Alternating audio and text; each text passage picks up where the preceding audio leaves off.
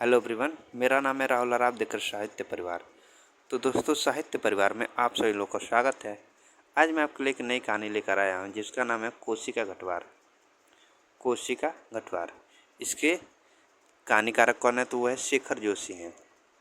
कोसी के गठवार का प्रकाशन वर्ष क्या 1958। देखिए, कोई भी कहानी चाहे नाटक चाहे उपन्यास को अगर आप लोग पढ़ते हैं तो उसका प्रकाशन वर्ष आपको याद रहना चाहिए और उसके जो रचनाकार हैं उनका नाम आप लोग को ज़रूर से ज़रूर याद रखना चाहिए।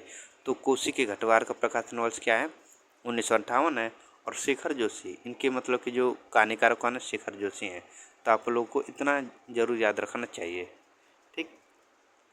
इसके पहले मैंने बहुत सी कहानियाँ कराई हैं, तो अगर आप लोग उसको भी देखना चाहते हैं, जैसे कि राजा निर्वसे, इसके पहले मैंने कराया है, तो आप लोग इसी चैनल पर जाकर देख लीजिएगा, जो आपके लिए बहुत ज़्यादा महत्वपूर्ण क्लास है वो। ठीक। तो बिना देर करते चलिए हम लोग शुरू करते हैं। देखिए, कहानी को पढ़ने से पहले पहले क्या करेंगे हम लोग? कहानीकार के बारे में पढ़ते हैं। तो आज भी वही काम करेंगे हम लोग।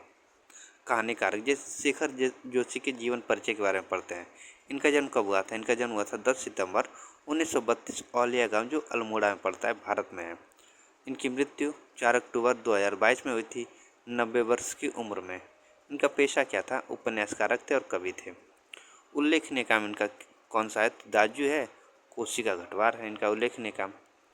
शेखर जोशी की प्रारंभिक शिक्षा अजमेर और देहरादून में हुई। प्रारंभिक शिक्षा कहाँ इनकी? अजमेर और देहरादून में।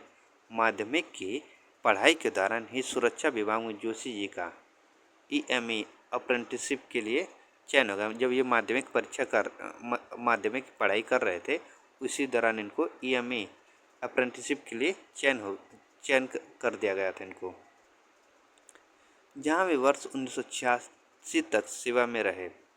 तत्पश्चात स्वैच्छिक रूप से पदत्याग करके वे स्वतंत्र लेखन में संलग्न हो गए। इनको सम्मान क्या मिला था? इनको सम्मान मिला था डॉक्टर राही मासूम रजा साहित्य सम्मान, जो 2012 से 12 में मिला था। देखो, शेखर जोशी कहानियाँ जैसे कि दाजू, कोसी का गठवार, बदबू, मेंटल आदि ने न सिर्फ उनके प्रशंसकों की लंबी जमात खड़ी की, बल्कि नई कहानी की पहचान को भी अपने तरीके से प्रभावित किया है। पहाड़ी इलाकों की गरीबी, कठिन जीवन संघर्ष, उत्पीड़न, यातना, प्रतिरोध, उम्मीद और नाउम्मीदी से भरे औद्योगिक मजदूरों के हालात, शहरी कस्बाई और निम्न वर्ग के सामाजिक नैतिक संकट, धर्म और जाति में जुड़ी रूढ़ियाँ, ये सभी उनकी कहानियाँ के मुख्य विषय हैं। शेखर जो की प्रमुख प्रकाशित रचनाएं जो निम्नलिखित हैं: कोसी का गठवार 1958, सात के लोग 1978, हलवाहा 1981, नौरंगी बीमार है 1990, मेरा पहाड़ 1989, डागरीवाला 1994, बच्चे का सपना सन 2004, आदमी का डर 2011 और एक पेड़ की याद सन 2015 शेखर जोशी की ये प्रमुख रचनाएं हैं। कोसी गठवार, अब हम लोग कहानी के कुछ मुख्य तथ्य को देख लेते। कोसी का गठवार, देखो, कोसी का गठवार 1958 में प्रकाशित हुई थी। यह कहानी जोशी जी की कहानी संग्रह कोसी का गठवार से ही ली गई है। शेखर जोशी नई कहानी आंदोलन की चर्चित कथाकार हैं। मतलब कि ये नई कहानी आंदोलन की क्या है? चर्चित कथाकार हैं।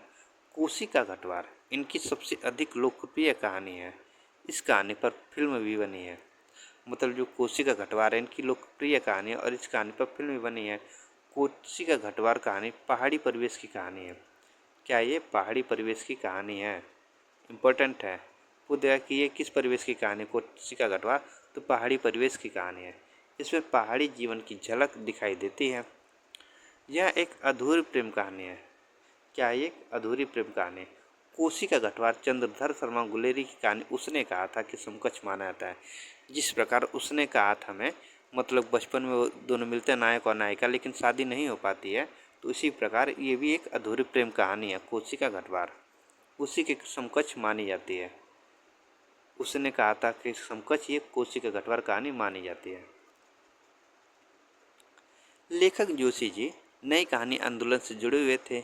इनकी नई कहानियों में यथार्थ की झलक दिखाई देती है। मतलब इनकी जो नई कहानी है उसमें यथार्थ की झलक दिखाई देती है। यह कहानी फ्लैशबैक शैली पर आधारित आंचलिक कहानी है।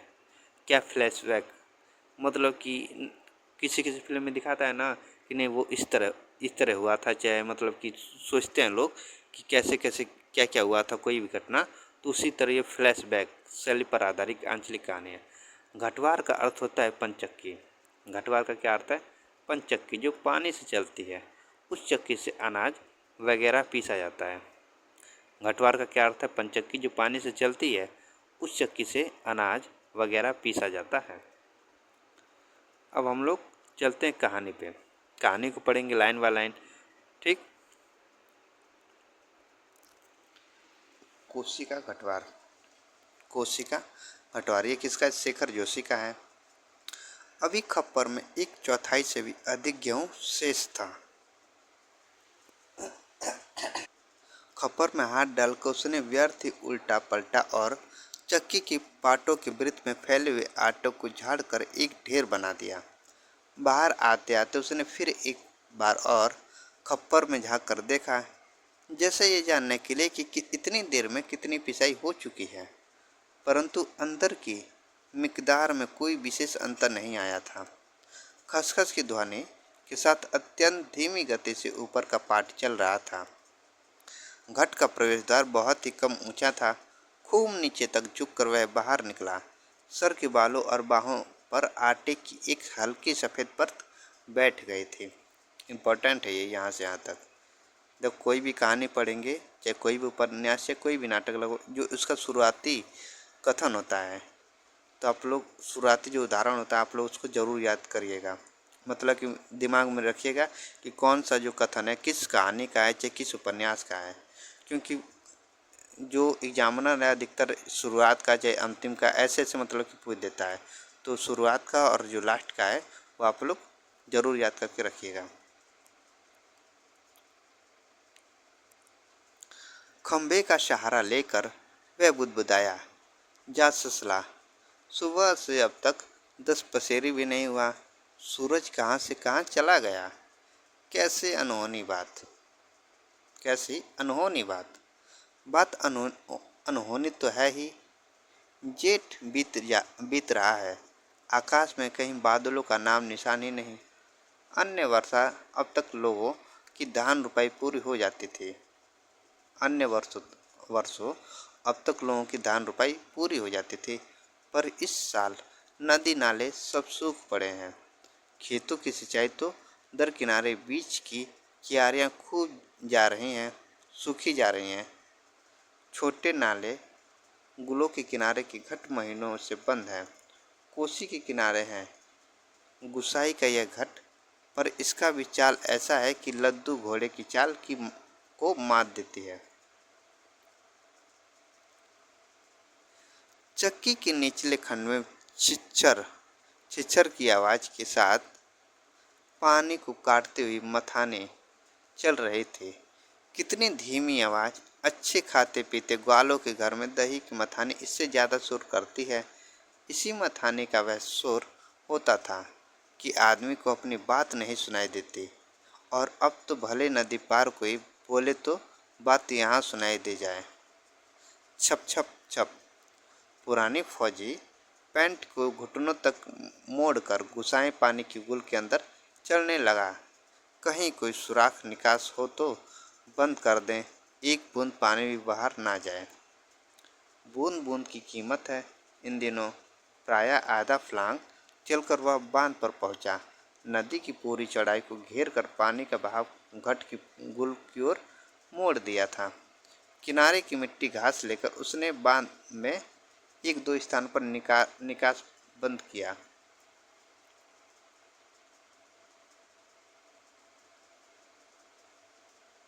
और फिर गुल के किनारे किनारे चलकर घट पर आ गया।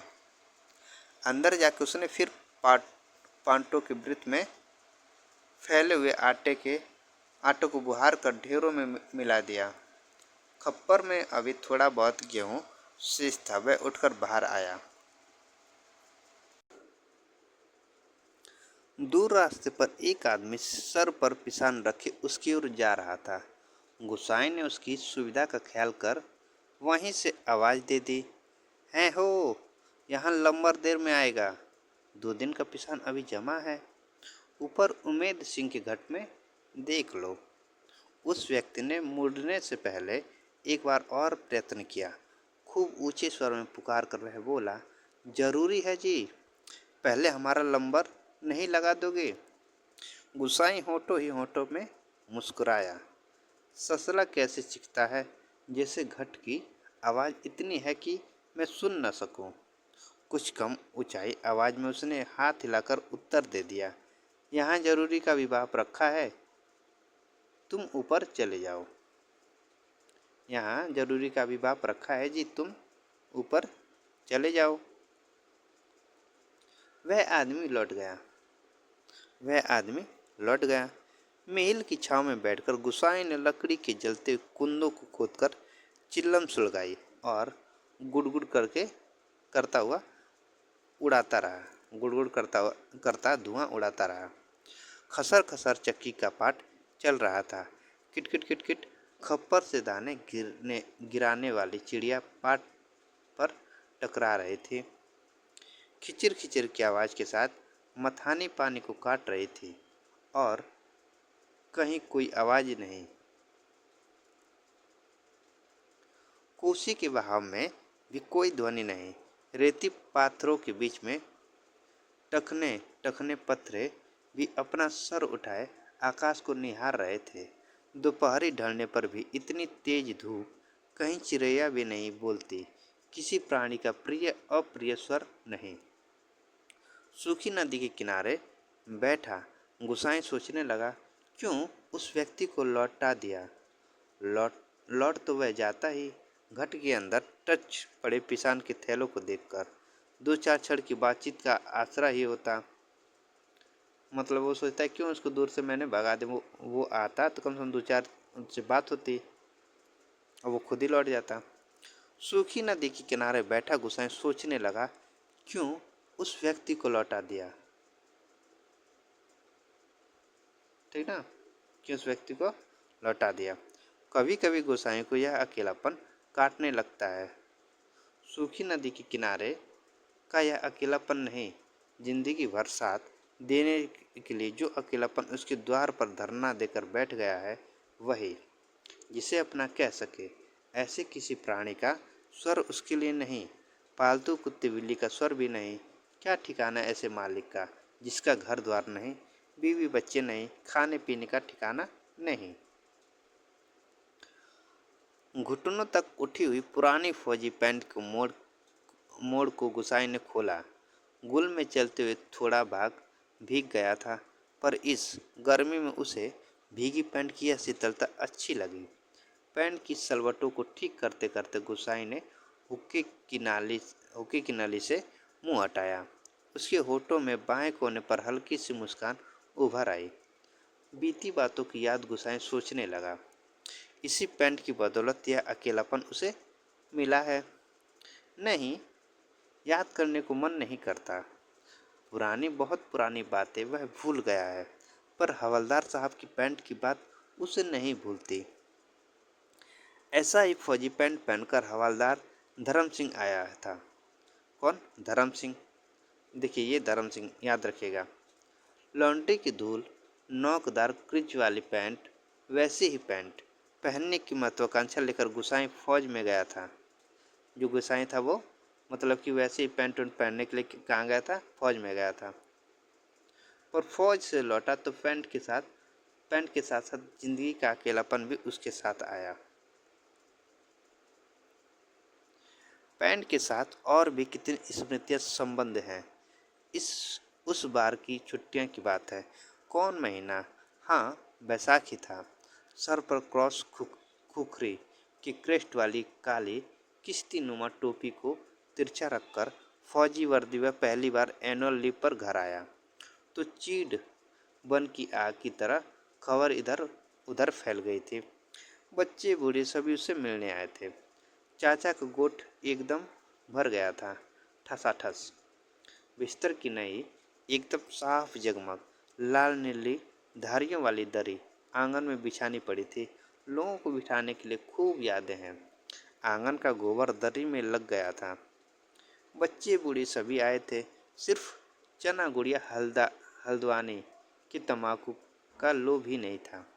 कल के शर्मीले गुसाई को इस नए रूप में देखने का कौतूहल भी था, पर गुसाई की आंख उस भीड़ में जिसे खोज रही थी वह वहां नहीं थी। धर्म सिंह, देखिए याद रखिएगा पात्र का नाम। नाला पार के अपने गांव से भैंस के कटिया को खोजने के बहाने दूसरे दिन लक्ष्मा आई। देखो लक्ष्मा, धर्म सिंह लक्ष्मा, दूसरे दिन कौन आई? लक्ष्मा आई। लक्ष्मा आई थी, पर गुस्साई उस दिन उससे मिल न सका। गांव के छोकरे ही गुस्साई की जान को बवाल हो गए थे। बुढ़े नरसिंह प्रधान, कौन नरसिंह प्रधान, उन दिनों ठीक ही कहते थे। आजकल गुसाई को देखकर सोबनिया का लड़का भी अपनी फटी घेर की टोपी को तिरछी पहनने लग गया है। दिन रात बिल्ली के बच्चों की तरह छोकरे उसके पीछे लगे रहते हैं, सिगरेट बीड़िया गपशप के लोभ में। एक दिन बड़ी मुश्किल से मौका मिला था उसे लक्ष्मण को पात पतेल के लिए जंगल जाते देखकर वह छोकरों से कांकड़ के शिकार का बहाना बनाकर अकेले जंगल को चल दिया। गांव की सीमा से बहुत दूर काफल के पेड़ के नीचे गुसाई के घुटने पर सर रखकर लेटी लेटी लक्ष्मण काफल खा रहे थे। पक्के गदराए गहरे लाल लाल काफल। खेल खेल में काफलों की छीन झपटी करते गुसाई ने लक्ष्मण की मुट्ठी भींच दी थी। टप टप काफलों का गाढ़ा लाल रस उसकी पैंट पर गिर गया था। लक्ष्मण ने कहा था, इसे यहीं रख जाना, मेरी पूरी बाह की कुर्ती इसमें से निकल आएगी। वह खिलखिलाकर अपनी बात पर स्वयं ही हंस दी थी। पुरानी बात?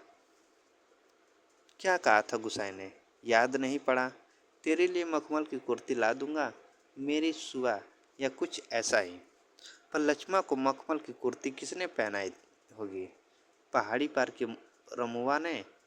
रमुआ, देखिए रमुआ, ये चौथा नाम है रमुआ, जो तेरी निषाड़ लेकर उसे ब्याहने आया था, जिसके आगे पीछे भाई बहन नहीं, माई बाप नहीं, परदेश में बंदूक की नोक पर जान रखने वाले को छोकरी कैसे दे देते हम? लक्ष्मण को बाप ने कहा था। उसका मन जानने के लिए गुसाई ने टेढ़े तिरछी बात चलवाई थी। उसी साल मंगसिर की एक ठंडी उदास शाम को गुसाई की यूनिट के सिपाही किशन सिंह ने क्वार्टर मास्टर स्टोर के सामने खड़े खड़े उससे कहा था, हमारे गांव के राम सिंह ने जिद की, तभी छुट्टियां बढ़ानी पड़ी।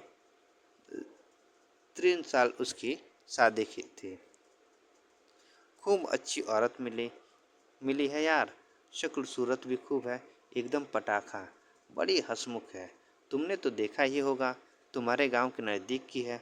लक्ष्मण लक्ष्मण कुछ ऐसा ही नाम है। गुसाई को याद नहीं पड़ता।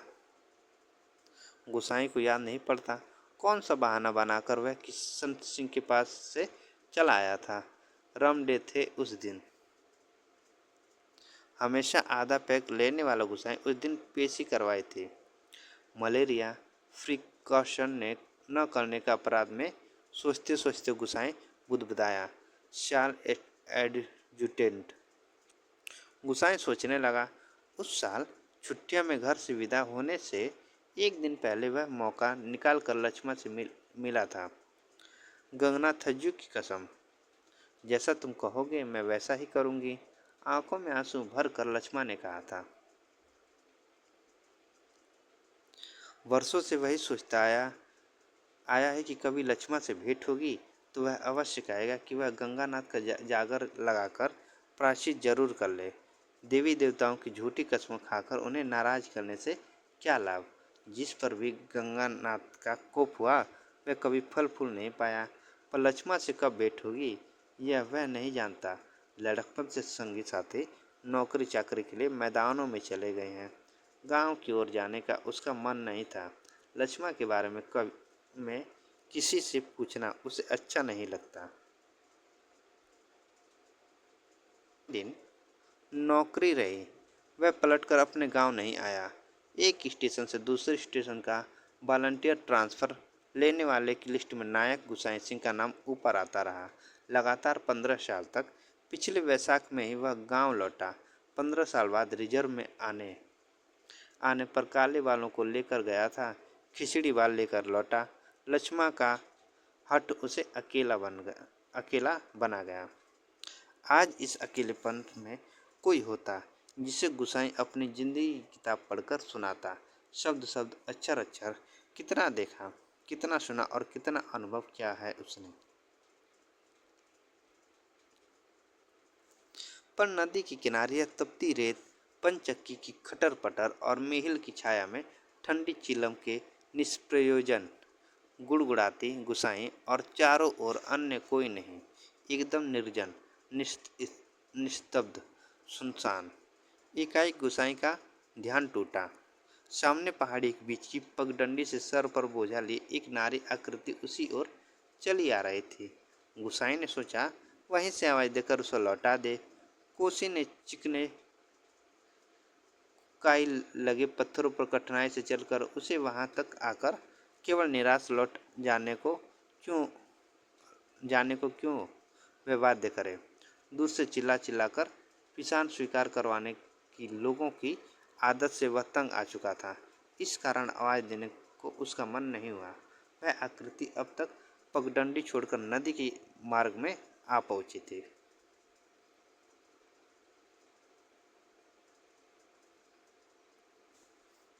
चक्की की बदलती आवाज को पहचान कर गुसाई घट के अंदर चला गया। खप्पर का अनाज समाप्त हो चुका था। खप्पर में एक कम अन्न वाले थैले को उलटकर उसने अन्न का निकास रोकने के लिए काठ काठ की चिड़ियों को उल्टा कर दिया। किटकिट का स्वर बंद हो गया। वह जल्दी जल्दी आटे को थैले में भरने लगा। घट के अंदर मथाने की छिचर छिचर की आवाज़ भी अपेक्षाकृत कम सुनाई दे रही थी। केवल चक्की ऊपर वाले पाट की घिसटती हुई घरघराहट का हल्का धीमा संगीत चल रहा था। तभी गुसाई ने सुना अपनी पीठ के पीछे घट के द्वार पर इस संगीत से भी मधुर एक नारी का कंठस्वर, कब बारी आएगी, कब बारी आएगी जी, रात की रोटी के लिए भी घर में आटा नहीं है। सर पर पिसान रखी एक स्त्री उससे यह पूछ रही थी। गुसाई को उसका स्वर परिचित सा लगा। चौंक कर उसने पीछे मुड़कर देखा। कपड़े में पिसान ढीला बंधा होने के कारण बोझ का एक सिरा उसके मुख के आगे आ गया था। गुसाई उसे ठीक से नहीं देख पाया, लेकिन तब भी उसका मन जैसे आशंकित हो उठा। अपनी शंका का समाधान करने के लिए वह बाहर आने को मुड़ा, लेकिन तभी फिर अंदर जाके पिसान के थैलों को इधर उधर रखने लगा। काठ की चिड़िया किट किट किट बोल रहे थे और उसी गीत के साथ गुसाई को अपने हृदय की धड़कन का आवाज हो रहा था। घर के छोटे कमरे में चारों ओर पिसे हुए अन्न का चूड़ फैल रहा था, जो अब तक गुसाई के पूरे शरीर पर छा गया था। इस कृत्रिम सफेदी के कारण वह वृद्ध सा दिखाई दे रहा था। स्त्री ने उसे नहीं पहचाना। उसने दोबारा वह शब्द दोहराया। वह अब भी तेज धूप में बोझा सर पर रखे हुए गुसाई का उत्तर पाने को आतुर थे। शायद नकारात्मक उत्तर मिलने पर वह उल्टे पांव लौटकर किसी अन्य चक्की का सहारा लेती।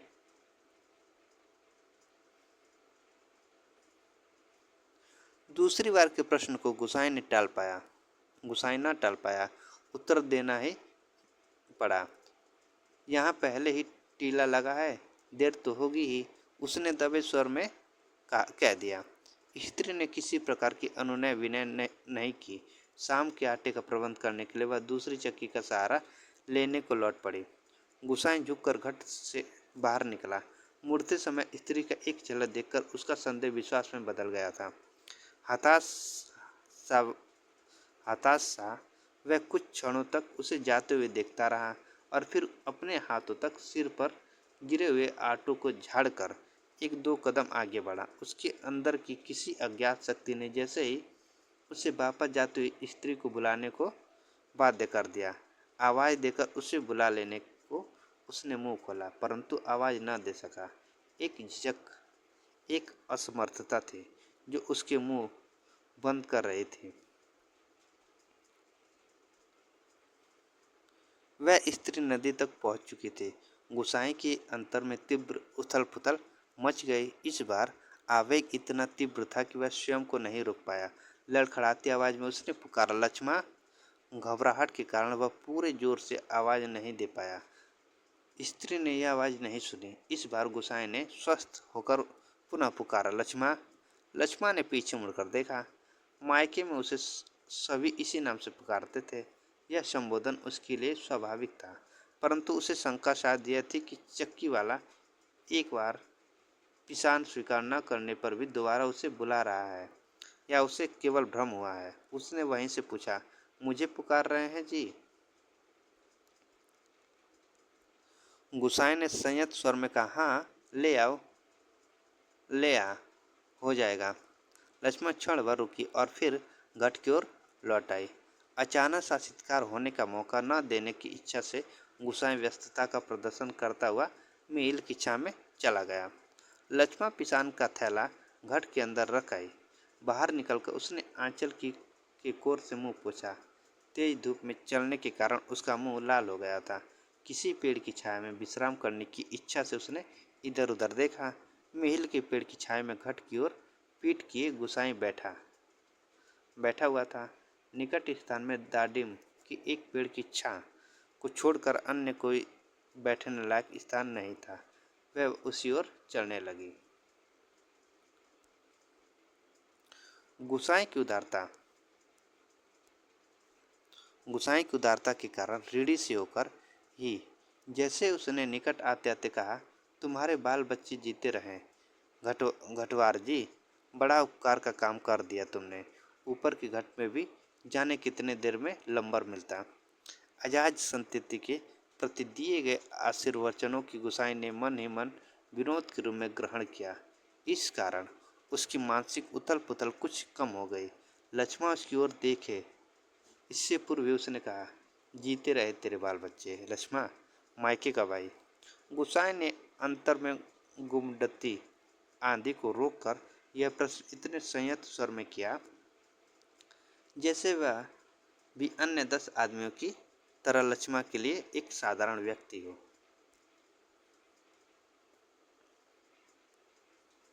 दांडीव की छाया में पात पुतल झाड़ कर बैठते लक्ष्मण ने सशंकित दृष्टि से गुसाई की ओर देखा। कोसी की सूखी धार अचानक जल प्रलावित होकर बहने लगती तो भी लक्ष्मण को इतना आश्चर्य न होता जितना अपने स्थान से केवल 4 कदम की दूरी पर गुसाई के इस रूप में देखने पर हुआ। विस्मय से आंखें फाड़कर वह उसे देखी जा रही थी, जैसे अब भी उसे विश्वास न हो रहा हो कि जो व्यक्ति उसके सम्मुख बैठा है वह उसका पूर्व परिचित गुसाई ही है। तुम जाने लक्ष्मण क्या कहना चाहते थे? शेष शब्द उसके कंठ में ही रह गए।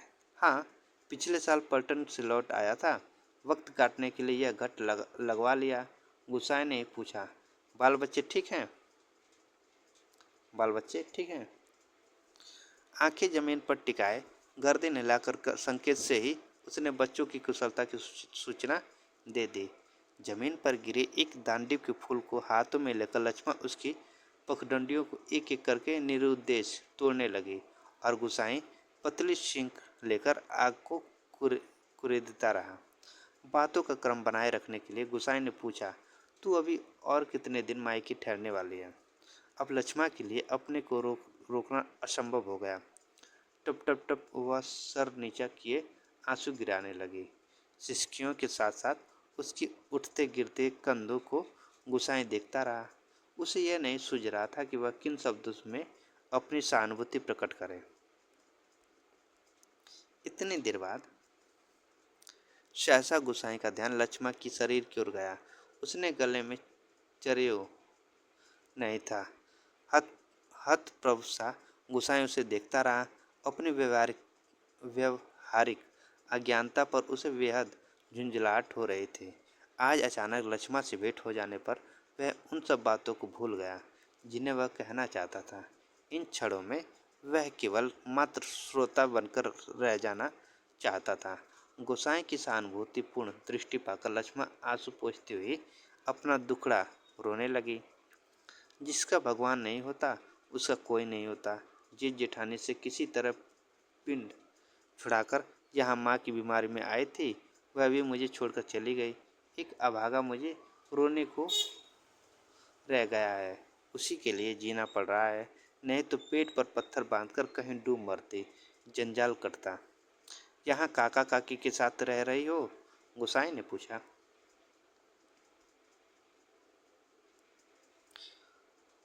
मुश्किल पड़ने पर कोई किसी का नहीं होता। बाबा की जायदाद पर उनकी आंखें लगी है, सोचते हैं कहीं मैं हक न जमा लूं। मैंने साफ साफ कह दिया मुझे किसी का कुछ लेना देना नहीं है। जंगलात का लीसा ढो ढोकर अपनी गुजर कर लूंगी, किसी की आंख का कांटा बनकर नहीं रहूंगी।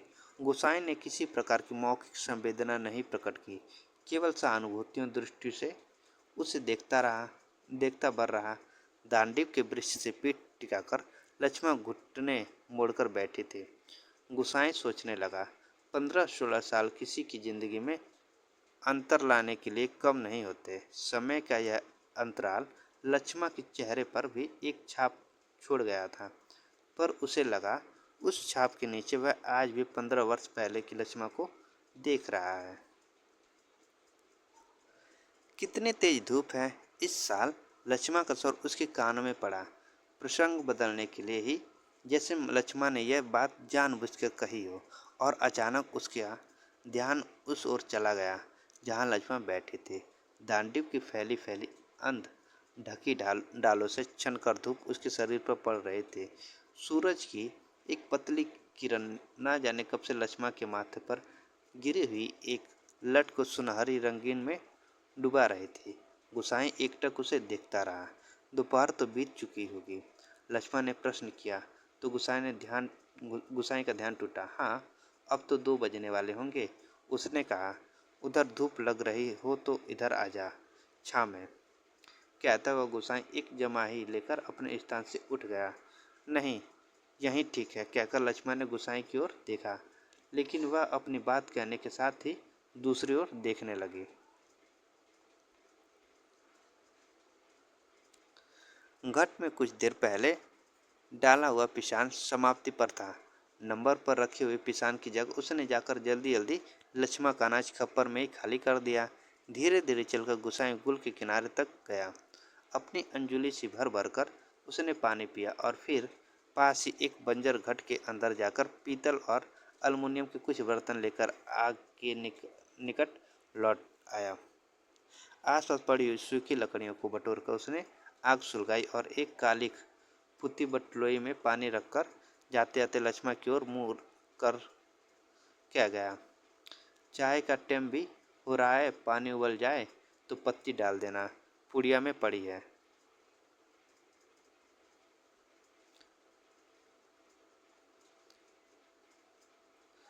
लक्ष्मण ने उत्तर नहीं दिया। वह उसे नदी की ओर जाने वाली पगडंडी पर जाता हुआ देखती रही। सड़क किनारे की दुकान से दूध लेकर लौटते लौटते गुसाई की काफ़ी समय लग गया था। वापस आने पर उसने देखा एक 6-7 वर्ष का बच्चा लक्ष्मण के देश से सटकर बैठा हुआ है। बच्चे का परिचय देने की इच्छा से जैसे लक्ष्मण ने कहा, इस छोकरे की घड़ी भर के लिए भी चैन नहीं मिलता, जाने कैसे पूछता खोजता मेरी जान खाने को यहाँ भी पहुँच गया है। गुसाई ने लक्ष्य किया कि बच्चा बार बार उसकी दृष्टि बचाकर माँ से किसी चीज़ के लिए जिद कर रहा है। एक बार झुंझलाकर लक्ष्मण ने उसे छिड़क दिया, चुप रह, अभी लौटकर घर जाएंगे, इतनी सी देर में क्यों मारा जा रहा है। चाय की पानी में दूध डालकर गुसाई फिर उसी बंजर घट में गया। एक थाली में आटा लेकर वह गुल के किनारे बैठा बैठा उसे गूंथने लगा। मिहिल के पेड़ की ओर आते समय उसने साथ में एक बर्तन और ले लिए। लक्ष्मण ने बटलोई में दूध चीनी डालकर चाय तैयार कर दी थी। एक गिलास, एक अनेमल का मग और एक एल्युमिनियम के मेस्टीन की गुसाई ने चाय डालकर आपस में बांट ली और पत्थरों से बने बेढंगे चूल्हों के पास बैठकर रोटियां बनाने का उपक्रम करने लगा। हाथ का चाय का गिलास जमीन पर टिकाकर लक्ष्मा उठी।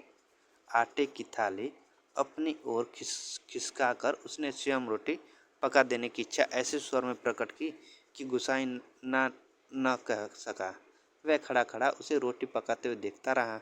गोल गोल डिबियाँ सरीखी रोटियां चूल्हे में खिलने लगी।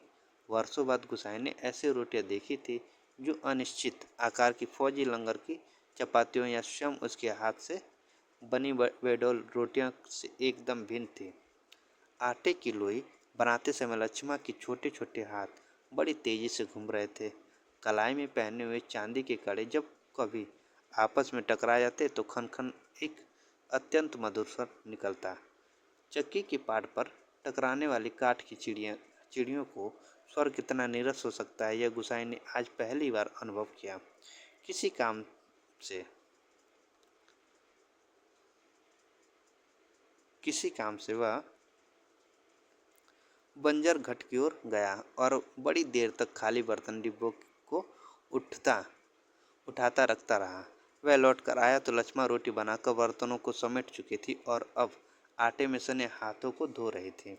गुसाई ने बच्ची की ओर देखा। वह दोनों हाथ में चाय का मग थामे टकटकी लगाकर गुसाई को देखे जा रहा था। लक्ष्मा ने आग्रह के स्वर में कहा, चाय के साथ खानी हो तो खा लो, फिर ठंडी हो जाएगी। मैं तो अपने टाइम से ही खाऊंगा। यह तो बच्चे के लिए स्पष्ट कहने में उसे झिझक महसूस हो रही थी, जैसे बच्चे के संबंध में चिंतित होने की उसकी चेष्टा अनधिकार है। वो ना ना जी, वह तो अभी घर से खाकर ही आ रहा है। मैं रोटियां बनाकर रख आई थी। अत्यंत संकोच के साथ लक्ष्मण ने आपत्ति प्रकट कर दी। ओह, यूं ही कहती है। कहाँ रखी तू रोटियां घर में? बच्चे ने रुआसी आवाज में वास्तविक व्यक्ति के बातें सुन रहा वास्तविक व्यक्ति की बातें सुन रहा था और रोटियों को देखकर उसका संयम ढीला पड़ गया था। चुप! आंखें तरेरकर लक्ष्मा ने उसे डांट दिया। बच्चे ने इस कथन से उसकी स्थिति हास्यास्पद हो गई थी। इस कारण लज्जा से उसका मुंह आरक्त हो उठा। बच्चा है, भूख लगाई होगी, डांटने से क्या फायदा? गुसाई ने बच्चे का पक्ष लेकर 2 रोटियां उसकी ओर बढ़ा दी, परंतु माँ की अनुमति के बिना उन्हें स्वीकारने का साहस बच्ची को नहीं हो रहा था। वह ललचाई दृष्टि से कभी रोटी की ओर कभी माँ की ओर देख लेता था। गुसाई की बार बार आग्रह करने पर भी बच्चा रोटियां लेने में संकोच करता रहा तो लक्ष्मा ने उसे झिड़क दिया। मर, अब ले क्यों नहीं लेता? जहाँ जाएगा वहीं अपने लक्षण दिखाएगा। इससे पहले कि बच्चा रोना शुरू कर दे, गुसाई ने रोटियों के ऊपर एक टुकड़ा गुड़ का रखकर बच्चे के हाथ में दे दिया।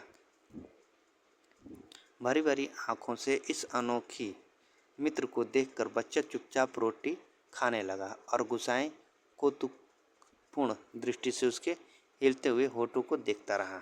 इस छोटे से प्रसंग के कारण वातावरण में एक तनाव सा आ गया, जिसे गुसाई और लक्ष्मा दोनों ही अनुभव कर रहे थे। स्वयं भी एक रोटी को चाय में डुबोकर खाते खाते गुसाई ने जैसे इस तनाव को कम करने की कोशिश में ही मुस्कुराकर कहा, लोग ठीक ही कहते हैं, औरत के हाथ की बनी रोटियों में स्वाद ही दूसरा होता है। लक्ष्मा ने करुण दृष्टि से उसकी ओर देखा। गुसाई होकर खोखली हंसी हंस रहा था। कुछ साग सब्जी होती तो बेचारा एक आधी रोटी और खा लेता। गुसाई ने बच्ची की ओर देखकर अपनी व्यवस्था प्रकट की।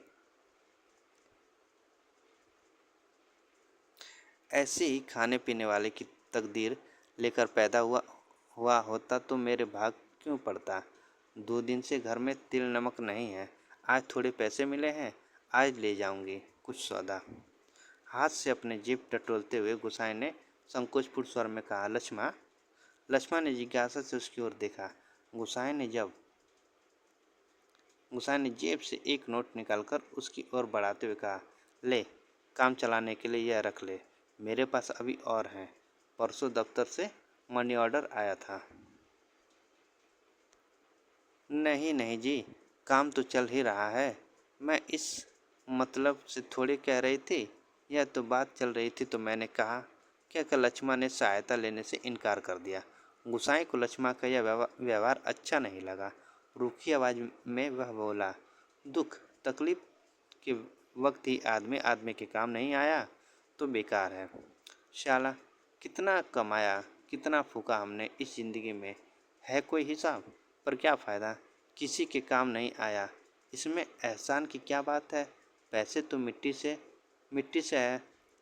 किसी के काम नहीं आया तो मिट्टी एकदम मिट्टी। परंतु गुस्साए की इस तर्क के बावजूद भी लक्ष्मण अड़ी रही। बच्ची के सर पर हाथ फेरते उसने दार्शनिक गंभीरता से कहा, गंगनाथ दाहिने रहे तो भले बुरे दिन निभ भी जाते हैं। पेट का क्या है, घट के खप्पर की तरह जितना डालो कम हो जाए। अपने पराये प्रेम से हंस बोल दे तो वह बहुत है दिन काटने के लिए। गुसाइन ने गौर से लक्ष्मण के मुंह की ओर देखा। वर्षों पहले उठे हुए ज्वार और तूफान का वहाँ कोई चिन्ह शेष नहीं था। अब वह सागर जैसे सीमाओं में बंद कर शांत हो चुका था। रुपया लेने के लिए लक्ष्मण से अधिक आग्रह करने का उसका साहस नहीं हुआ, पर गहरे असंतोष के कारण बुझा बुझा सा वह धीमी चाल से चलकर वहाँ से हट गया। सहसा उसकी चाल तेज हो गई और घट के अंदर जाकर उसने एक बार संकित दृष्टि से बाहर की ओर देखा। लक्ष्मण उस ओर पीठ किए बैठी थी। उसने जल्दी जल्दी अपने निजी आटे के 3 से 2.5 सेर के करीब आटा निकालकर लक्ष्मण के आटे में मिला दिया और संतोष की एक सांस लेकर वह हाथ झाड़ता हुआ बाहर आकर बांध की ओर देखने लगा। ऊपर बांध पर किसी को घूमते हुए देखकर उसने हाँक दी। शायद खेत की सिंचाई के लिए कोई पानी तोड़ना चाहता था।